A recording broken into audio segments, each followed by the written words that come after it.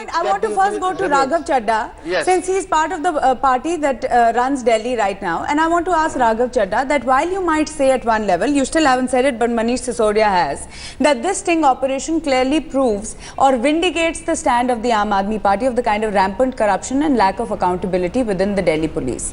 But at the same time, if you look at your law minister, and the case that Mr. Kakkar also raised, and I'm going to raise the same point of how he decided to go about his style of vigilantism and order police officers around without a proper warrant or going through proper procedure. What is the kind of confidence that your government is eliciting?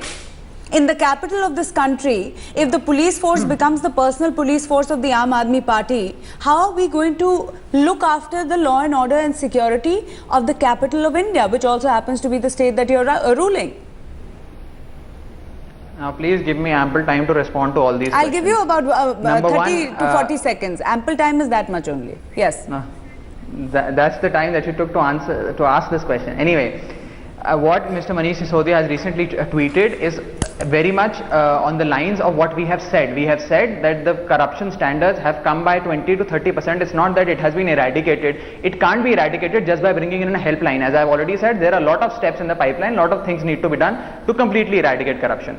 Number two, now what, coming to the case of Mr. Somnath Bharti as you are referring, what Mr. Somnath Bharti did was that he asked the police officers to take cognizance of the kind of events that were happening in a particular area. He said that you should come forward and see that sex and drug trafficking are thriving in a corner of Delhi. And it was very well within the ambit of the police to search and conduct a seizure as per the section 42 of the Narcotics Act, and as per various provisions of the law. They could have cordoned off the area, they could have went to the magistrate to seek a search warrant. A lot of things could have been done. Female constables could have been, a lot of things could have been done. So first we have to understand that the intent has to be right. Number two, coming to the question of full statehood and bringing the Delhi police within the ambit of the state government.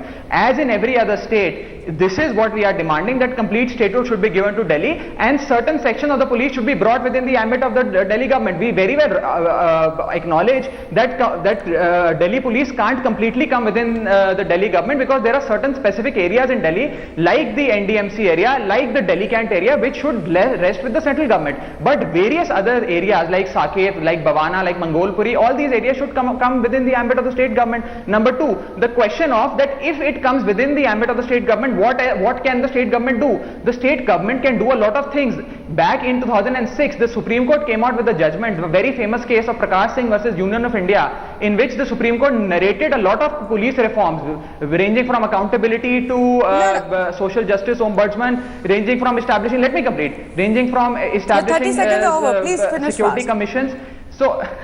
So a lot of reforms can be emulated, and recently the Supreme Court... You're bringing in far too many issues into the argument. No, you're bringing in far too many issues.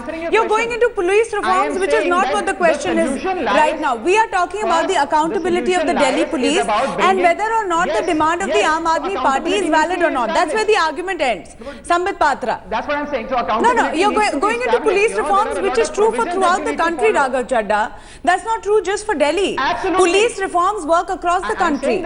We are talking about whether in the capital of this country, which also happens to be the state of Delhi, can we allow the police force to be dictated by one political party? Once again, no, I've got your point. I've got the point.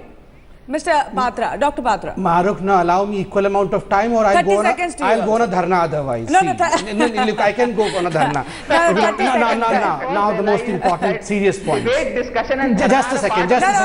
I'm sitting on a chair, I'll sit on the ground and say I'm on a dharna. Please allow me a time now. Dr. Patra, you've already lost your time with this comment. The most important issue is, as my friend Raghav was pointing out, the courteous nature of Somnath Bharti. Let me tell you, Somnath Bharti was not as courteous as Raghav was saying. What he did was not just informing the police, he transgressed law himself. And my friend Raghav should know what the law is.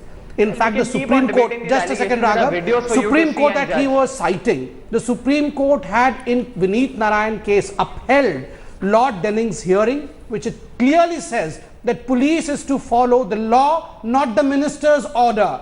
And what Somnath Bharti was doing was dictating orders without any proof, without any FIR at the mid of the night. You cannot just pull woman out from a car to whichever nation she belongs to and subject her to medical tests without any FIR. Like that is illegal. So what Mr. Spamnath Bharti was doing was an illegal act.